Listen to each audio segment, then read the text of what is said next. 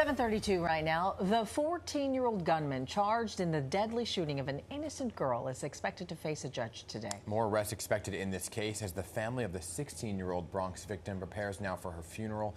The shooting really highlighting a growing problem across the city, but especially in the Bronx, of youth violence. Joining us this morning is Bronx District Attorney Darcel Clark, who is launching a Youth Justice Bureau to address this very issue. So good morning to you, District Attorney. Great to have you here. Good morning. So let's talk first about the case. Has the 14-year-old suspect, I can't believe we're talking about a 14-year-old here, been arraigned yet? And if not, when do you expect that to happen? Well, he's up for arraignment today. He hasn't been arraigned, but, you know, my heart goes out to this family. Yeah. You know, from the moment it happened, my office was there. I was there. So many elected officials, the mayor, police commissioner.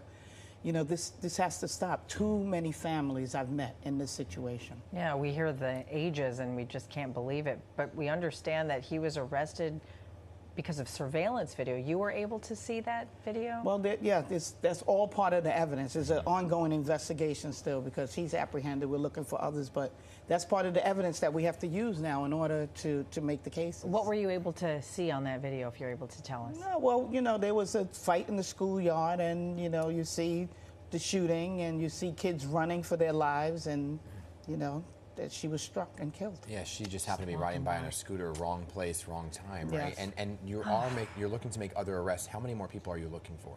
Well, that remains to be seen. Yeah. I know at least one other person, but, you know, the investigation is continuing. Okay. And there are so many shootings lately. There's like 114 incidents involving young people in the Bronx? Well, you know, the numbers vary, but I mean, right now we've had 3 homicides in the Bronx so far with youth involved, and at least 10 other victims, you know, non-fatal shootings. So, you know, it's increasing. It's a real concern. We're losing a generation of our young people. Either they're the victims of the violence or they're the ones that are being accused of the violence. But why do you think this is happening? You know, there's a lot of things that are involved. We need to engage our kids more. You know, we need to do more on the preventive side so they don't end up with me. This is the last resort now. When you end up in front of the DA, that's not a good thing, you know, and we have to get justice for these victims. Yeah. These young people, they endanger the whole community, not just the other kids, but seniors, people just walking down the street. People are being hit and killed because of this senseless violence. They have no concern for human life. Where are a 14-year-old? Where are they getting the gun? That's the other thing that we're looking into. Each and every time we have one of these cases, we're also investigating where are these guns coming from? How can kids end up with guns in their hands? We used to fight in schoolyards with your hands. That was it. No guns were involved, you know. Right. You're in your house, your home, your families.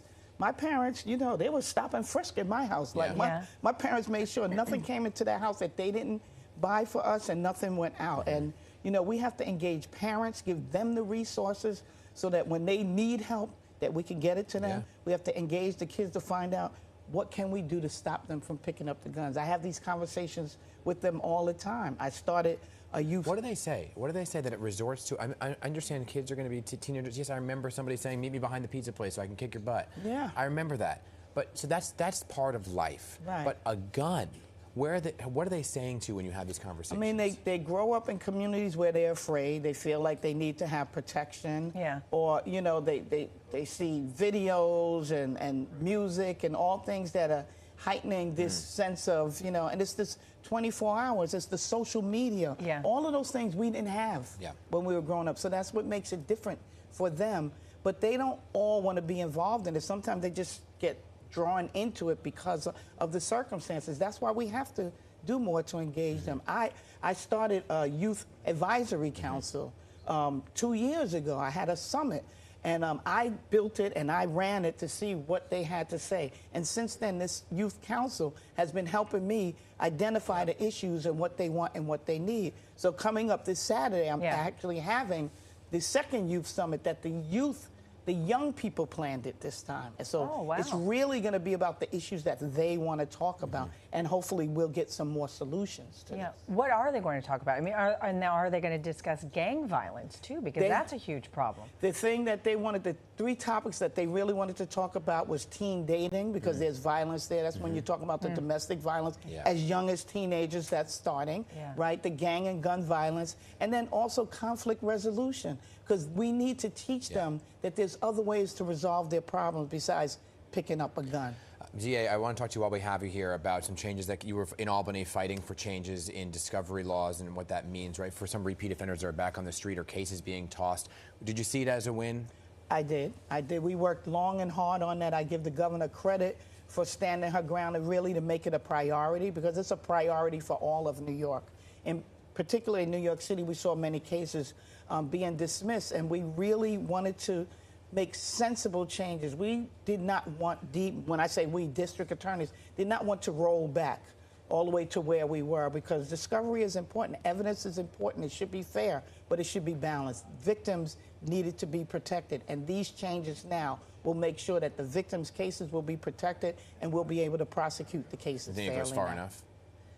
Well, you can always get more, but this was the right balance. Yes. And I want to give credit to the legislature as well, particularly Speaker Hasty. He really immersed himself in this, like day by day, line by line. We, the 5 DAs, as well as the Speaker and his team and the government, we sat down and really hashed this out. So I think it's a victory for all of New York.